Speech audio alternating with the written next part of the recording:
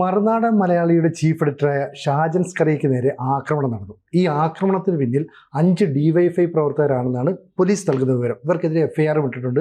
ഇവരെ പിടികൂടിയതായിട്ട് അറിയില്ല. എന്തായാലും ഷാജൻ സ്കറിയ ഒരു കല്യാണത്തിന് പോകുന്നു.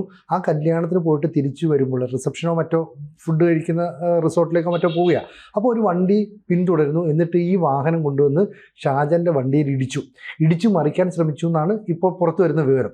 എന്തായാലും ഗ്ലാസ് താത്ത അത് ചോദിക്കാൻ ചെന്ന ഷാജൻ്റെ കഴുത്തിന് പിടിച്ച് ഞെക്കി എന്നടക്കമുള്ള വിവരങ്ങൾ പുറത്തു വരുന്നു. ശരിക്കും മാധ്യമപ്രവർത്തകർക്ക് നേരെ ഇത്തരത്തിലുള്ളൊരു ആക്രമണ പ്രവർത്തനം നടത്തുന്നത് ശരിയായ ഒരു നടപടിയാണോ? ഒരിക്കലും അല്ല. എനിക്ക് വലിയ അത്ഭുതം തോന്നി. അതിൻ്റെ പിന്നിൽ CPM ആണെന്ന് ഷാജൻ സ്കറിയ തന്നെ ആരോപിച്ചതും ഞാൻ മാധ്യമങ്ങളിൽ വായിച്ചു. CPM അത്തരം മണ്ടത്തരം ചെയ്യുന്ന ഒരു ലെവലിലേക്ക് പോയോ? അത് ഒന്നാമത് ഷാജൻ സ്കറിയയെ പോലുള്ള ഒരു മാധ്യമ പ്രവർത്തകൻ നിർഭയനായി അദ്ദേഹത്തിൻ്റെ പ്രവർത്തനം തുടരുകയാണ്. പണ്ടും ഈ ഒറ്റയാൾ ആയിട്ടുള്ള മാധ്യമ പ്രവർത്തനം ഉണ്ടായിരുന്ന ഒരു കാലത്ത് ഒരാൾ ഒരു പത്രമായി തീരുന്ന ഉദാഹരണങ്ങൾ ഉണ്ടായിരുന്നല്ലോ. സ്വദേശാഭിമാനി അങ്ങനെ ഉണ്ടായതാണ്. ആ പത്രം വക്കം മൗലവിയുടേതാണെങ്കിലും സ്വദേശാഭിമാനി എന്ന പേരിൽ അറിയപ്പെടുന്നത് രാമകൃഷ്ണ പിള്ളയാണ്.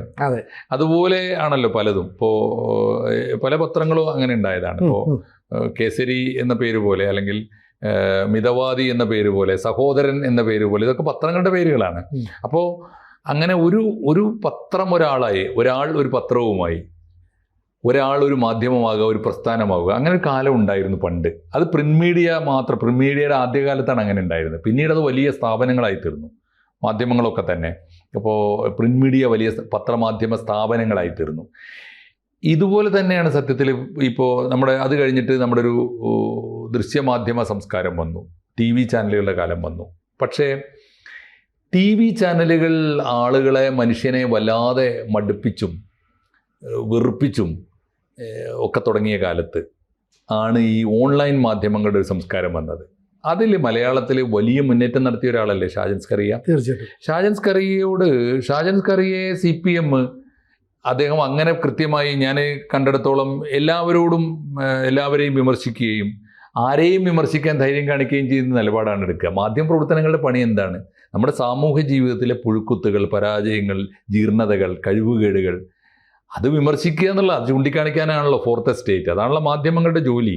അത് നിർഭയമായി ചെയ്യുന്ന ഒരാളാണ് മറുനാടൻ ഷാജൻ എന്നാണ് ഇപ്പോൾ അദ്ദേഹത്തിൻ്റെ പേര് തന്നെ, മറുനാടൻ മലയാളി. അപ്പോൾ അങ്ങനെ ഒരാളെ നാട് ഭരിക്കുന്ന ഒരു സർക്കാർ എങ്ങനെയാണ് പെരുമാറേണ്ടത് അദ്ദേഹത്തോട്? ഞാൻ ചോദിക്കുന്നത്, ഒന്ന് മാധ്യമ സ്വാതന്ത്ര്യം എന്ന് പറയുന്നൊരു സംഗതിയുണ്ട്. അത് ഏത് ഗവൺമെൻറ്റിനെയും ഉത്തരവാദപ്പെട്ട ഒന്നാണ്. ആ ഗവൺമെൻറ്റിനെ വിമർശിക്കുന്നവരെ പോലും എന്താ ചെയ്യേണ്ടത്? അവരെ ആദരിക്കുകയും അവരോട് കാര്യങ്ങൾ ബോധ്യപ്പെടുത്തുകയും എന്നിട്ട് അവരുടെ വെർഷൻ കൂടി കൊടുക്കുകയല്ലേ ചെയ്യേണ്ടത്. പിണറായി വിജയൻ ഗവൺമെൻറ്റിനെ അദ്ദേഹം വിമർശിച്ചിട്ടുണ്ടാവും. രാഹുൽ മാങ്കൂട്ടത്തിൻ്റെ ഇഷ്യൂ വന്നപ്പോൾ അദ്ദേഹത്തിന് ബോധ്യപ്പെടുന്ന ഒരു ഘട്ടം വരെ രാഹുൽ മാങ്കൂട്ടത്തിനെ പിന്തുണച്ച കൂട്ടത്തിലാണ് മറുനാടൻ മലയാളി. അദ്ദേഹത്തിൻ്റെ ബോധ്യമാണത്. അത് കഴിഞ്ഞ് രാഹുൽ മാങ്കൂട്ടത്തിൻ്റെ ഭാഗത്താണ് തെറ്റെന്ന് മനസ്സിലാക്കിയപ്പോൾ അദ്ദേഹം ആ ബോധ്യമനുസരിച്ച് പിന്നീട് പത്രപ്രവർത്തനം നടത്തി. അപ്പോൾ അതിൻ്റെ അർത്ഥം എന്താ? അദ്ദേഹത്തിന് മുൻകൂട്ടി സെറ്റ് ചെയ്ത് വെച്ച ആരുടെങ്കിലും വിധേയത്വമോ ആർക്കെങ്കിലും വേണ്ടിയുള്ള ഒരു ക്യാമ്പയിൻ പ്രവർത്തനമോ അദ്ദേഹം നടത്താറില്ല എന്നാണ് ഞാൻ മനസ്സിലാക്കുന്നത്.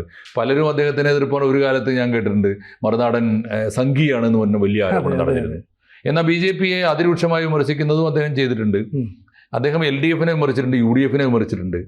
അപ്പോൾ അതിൻ്റെ അർത്ഥം സ്വതന്ത്രമായൊരു നിലപാടെടുക്കുന്ന ഒരാൾ. പിന്നെ മാത്രമല്ല, അദ്ദേഹത്തിൻ്റെ മാധ്യമ സംസ്കാരത്തിൽ ഉള്ളൊരു രീതി ആലോചിച്ച് നോക്കൂ. അദ്ദേഹം ആരോടാണ് ഏറ്റുമുട്ടിയതൊന്നും ചില്ലറക്കാരോടല്ല. MA യൂസഫ് അലിക്കെതിരെ തുറന്ന യുദ്ധം നയിച്ച ഒരാളാണ്. ന്യായമായ കാരണത്തിനാണ്. യൂസഫ് അലിയാർ ഒരു പൊതുസമൂഹത്തിൻ്റെ മുമ്പിൽ വ്യാപാരിയാണ്, ഒക്കെ ശരിയാണ്.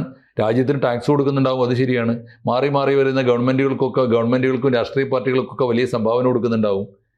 ആളുകളുടെ മുമ്പിൽ വലിയ ജീവകാരുണ്യ പ്രവർത്തനം നടത്തുന്നുണ്ടാവും. പക്ഷേ അദ്ദേഹത്തിൻ്റെ അധർമ്മം തന്നെയാണ്. അതുകൊണ്ട് യൂസഫ് അലിയെ വിമർശിക്കുന്നു. PV അൻവറിനോട് ഏറ്റുമുട്ടിയത് ഓർമ്മയില്ല. സത്യത്തിൽ PV അൻവർ ഒരു വെറും ഒരു വ്യക്തിയായ ഒരു മാധ്യമ പ്രവർത്തകനെ ഇത്രയേറെ വെല്ലുവിളിച്ച് നടന്നത് ഞാൻ കണ്ടിട്ടുണ്ട്. ആലോചിച്ച് നോക്കൂ ഷാജൻ സ്കറിയെക്കുറിച്ചൊക്കെ. അപ്പോൾ അത്തരക്കാരോടാണ് ഏറ്റുമുട്ടിയിട്ടുള്ളത്. പിണറായി വിജയനെ മുഖാമുഖം ഏറ്റുമുട്ടിയിട്ടുണ്ട്. അപ്പോൾ അങ്ങനെ ഒരു മാധ്യമ പ്രവർത്തകനെ വഴിയിൽ എവിടെയെങ്കിലും വെച്ച് ആക്രമിച്ചാൽ അത് ആക്രമിക്കാൻ പോകുന്നവന് ഗുണത്തിലേറെ ദോഷമല്ലേ ഉണ്ടാക്കുക. അല്ല, ഇവിടെ ഇപ്പൊ എന്ത് സംഭവിക്കുന്നത്? ഇപ്പൊ നേരത്തെ പറഞ്ഞ രാഹുൽ മാങ്കൂട്ടത്തിൽ എന്ന് പറയുന്ന കോൺഗ്രസിന്റെ പ്രവർത്തകർ അല്ലെ MLA, ഈ MLAക്ക് വേണ്ടി ഒരുപാട് ന്യായീകരണങ്ങൾ ഷാജൻ സ്കറിയ നടത്തിയിരുന്നു. പക്ഷെ പിന്നീട് MLA ഇതിൽ പെട്ടുപോയതിനു ശേഷം ഷാജൻ സ്കറിയ പറഞ്ഞു ഇയാൾ പെട്ടുപോയി, ഇയാൾ ഇങ്ങനെ ചെയ്തത് തെറ്റാണെന്ന് പറഞ്ഞിട്ട് അതിനെ പിന്നീട് ന്യായീകരിക്കാൻ വന്നില്ല.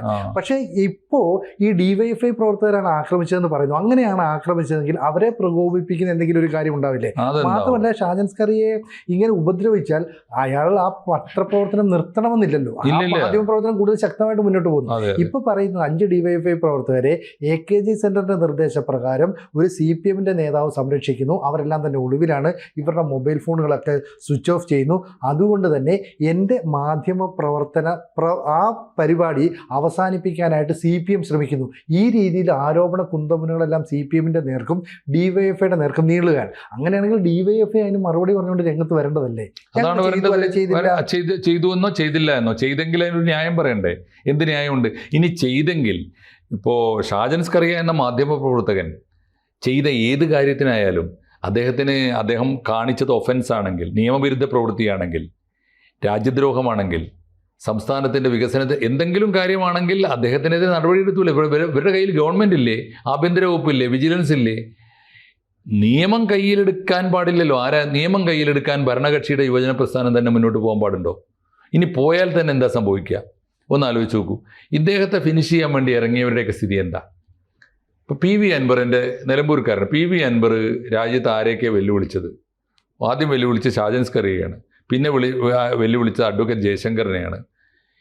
ഇങ്ങനെ വെല്ലുവിളിച്ച് നടന്ന മനുഷ്യൻ ഇപ്പോൾ എവിടെയുണ്ട്? അദ്ദേഹം ഫിനിഷ്ഡായിപ്പോയി. അതെ, ഇവരൊക്കെ അവരുടെ കർമ്മം ചെയ്തുകൊണ്ട് മുന്നോട്ട് പോകുന്നുണ്ടാവും. അപ്പോൾ ഇവരത് മനസ്സിലാക്കേണ്ടതല്ലേ? പ്രത്യേകിച്ച് ഒന്ന് ആലോചിച്ച് നോക്കൂ. നമ്മുടെ ഞാൻ നോക്കുമ്പോൾ മലയാളത്തിലെ TV ചാനലുകളിൽ ആദ്യത്തെ 4 എണ്ണം എടുത്താൽ അവർക്കില്ലാത്ത സ്വാധീനമുണ്ട്, വ്യൂവർഷിപ്പ് ഉണ്ട്. അതെ, ഷാജൻ സ്കറിയെ പോലുള്ള ആളുകൾക്ക് ആ സ്വാധീനം ഇവർ മനസ്സിലാക്കണ്ടേ? ജനമനസ്സിലേക്ക് നേരിട്ട് കാര്യങ്ങൾ എത്തുന്നതുകൊണ്ടല്ലേ, ആളുകൾക്ക് വിശ്വാസം ഉള്ളതുകൊണ്ടല്ലേ അദ്ദേഹത്തെ ഫോളോ ചെയ്യുന്നത്. അതുമാത്രമല്ല, അത് വ്യാപാരപരമായും വലിയ വിജയമല്ലേ? കേരളത്തിലെ TV ചാനലുകളേക്കാൾ വ്യൂവർഷിപ്പ് മാത്രമല്ല, വലിയ സ്ഥാപനം നടത്തുകയും ഒരുപാട് പേരെ ഒക്കെ ജോലി കൊടുക്കുകയും ഒക്കെ ചെയ്യുന്ന ഒരു മനുഷ്യനാണ്. വലിയ കൃഷി നടത്തുന്ന മനുഷ്യനാണ്. എല്ലാ അർത്ഥത്തിലും നമ്മുടെ സമൂഹത്തെയും പ്രകൃതിയെയും ഒക്കെ സേവിക്കുന്ന ഒരാളാണ് അദ്ദേഹം. വ്യക്തിപരമായിട്ട് എന്തെങ്കിലും കുറ്റകൃത്യങ്ങൾ ചെയ്തതായിട്ട് ഇതുവരെ അദ്ദേഹത്തിൻ്റെ മാധ്യമത്തിൽ വിമർശിച്ചു എന്നല്ലാതെ എന്തെങ്കിലും കുറ്റകൃത്യങ്ങൾ ചെയ്തതായിട്ട് ഗവൺമെൻറ്റിന് പറ്റിയിട്ടുണ്ടോ? അങ്ങനെയാണെങ്കിൽ ഇങ്ങനെ കൊട്ടേഷൻ കൊടുത്തിട്ട് DYFIക്കാരെ വഴിയിൽ വെച്ചിട്ട് ആക്രമിക്കാനും കാറ് തട്ടിക്കാനും ഒക്കെ പോണോ? കാറ് മറിച്ചിടാൻ പോണോ? വല്ല കാര്യമില്ലല്ലോ. കുറ്റകരമായ എന്തെങ്കിലും ഉണ്ടെങ്കിൽ അദ്ദേഹത്തിൻ്റെ പേരിൽ നടപടിയെടുത്തൂടെ? കേസെടുത്തൂടെ? എല്ലാം അവരുടെ കയ്യിലുണ്ടല്ലോ.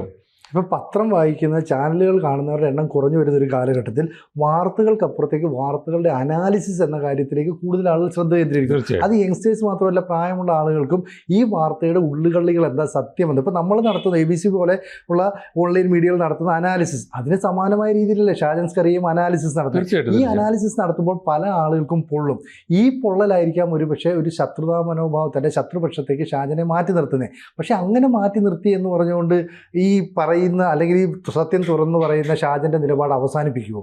ഒരിക്കലും അവസാനിപ്പിക്കില്ല. മാത്രമല്ല, ഇനിയിപ്പോൾ CPMനെയോ DYFIക്കാരെയോ അതിന് പ്രത്യേകിച്ച് എന്തെങ്കിലും പ്രത്യേകമായി പ്രകോപിപ്പിക്കുന്ന വല്ല ഐറ്റവും, നമ്മളിപ്പോൾ ഷാജൻ സ്കറിയയുടെ മുഴുവൻ ഐറ്റംസും ഞാൻ മുഴുവൻ കാണാറില്ല. ഒരുപാട് പ്രൊഡക്ഷൻ ഒരേ ദിവസം നടത്തുന്ന ഒരാളാണ്.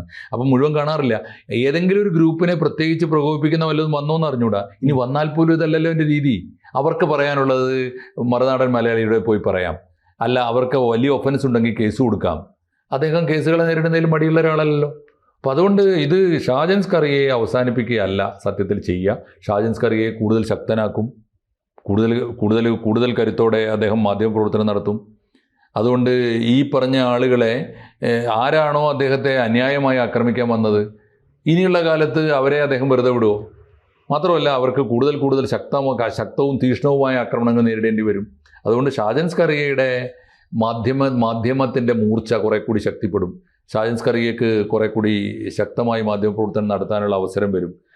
ഈ പിണറായി വിജയൻ്റെ CPM ആണ്, DYFIക്കാരാണ് ചെയ്തതെങ്കിൽ ആ ഗവൺമെൻറ്റിനും അവരുടെ രാഷ്ട്രീയ പ്രസ്ഥാനത്തിനും ഇടതുപക്ഷത്തിനുമൊക്കെ കൂടുതൽ ശക്തമായ ആക്രമണവും ശക്തമായ വിമർശനവും ഒക്കെ ഷാജൻ സ്കറിയയുടെ ഭാഗത്തുനിന്ന് വരേണ്ടി വരും. മാത്രമല്ല, ഷാജൻ സ്കറിയയോട് ഇങ്ങനെ പെരുമാറിയാൽ ഇന്നത്തെ ഏറ്റവും പ്രധാനപ്പെട്ട മാധ്യമ മേഖല ഇതല്ലേ, ഓൺലൈൻ മാധ്യമ ശൃംഖലയല്ലേ. ആ മേഖലയിൽ പ്രവർത്തിക്കുന്ന നൂറുകണക്കിന് സ്ഥാപനങ്ങളില്ലേ, അതിൽ രക്ഷപ്പെട്ടു പോയ സ്ഥാപനങ്ങളില്ലേ, അത് വല്ല മുൻപന്തിയിൽ നിൽക്കുന്ന സ്ഥാപനങ്ങളാണിപ്പോൾ മറുനാടൻ മലയാളി ആയാലും ABC ആയാലും ഒക്കെ. ഇവരെല്ലാവരും ഒരേ കണ്ണോടുകൂടി രാജ്യത്തിന് വേണ്ടി മാധ്യമ പ്രവർത്തനം നടത്തുന്ന ഒരു മേഖലയെ ആക്രമിക്കാൻ ഒരു ഗവൺമെൻറ്റോ അതിൻ്റെ സഹായികളായ യുവജന പ്രസ്ഥാനമൊക്കെ വന്നാൽ എല്ലാവരും ഒരുപക്ഷെ ഈ നാട് മുഴുവൻ ആ പ്രസ്ഥാനത്തിൻ്റെ ശത്രുതയിലേക്കല്ലേ പോവുക. അതുകൊണ്ട് ഗവൺമെൻറ്റും DYFI നേതൃത്വവും ഒക്കെ അടിയന്തരമായി ഇടപെട്ടിട്ട് എന്താണ് സംഭവിച്ചത് എന്ന് രാജ്യത്തോട് പറയേണ്ട ഒരു സമയമാണ്. മാത്രമല്ല, കുറ്റവാളികളെ സംരക്ഷിക്കേണ്ട സമയമല്ല, അവരെ നിയമത്തിന് മുമ്പിൽ ഹാജരാക്കേണ്ട സമയമാണ്, അവർക്ക് ശിക്ഷ വാങ്ങിക്കൊടുക്കേണ്ട സമയമാണ്. ഷാജൻ സ്കറിയയോട് പരസ്യമായി മാപ്പ് പറയാൻ ഈ പ്രസ്ഥാനങ്ങളൊക്കെ തയ്യാറാവണം.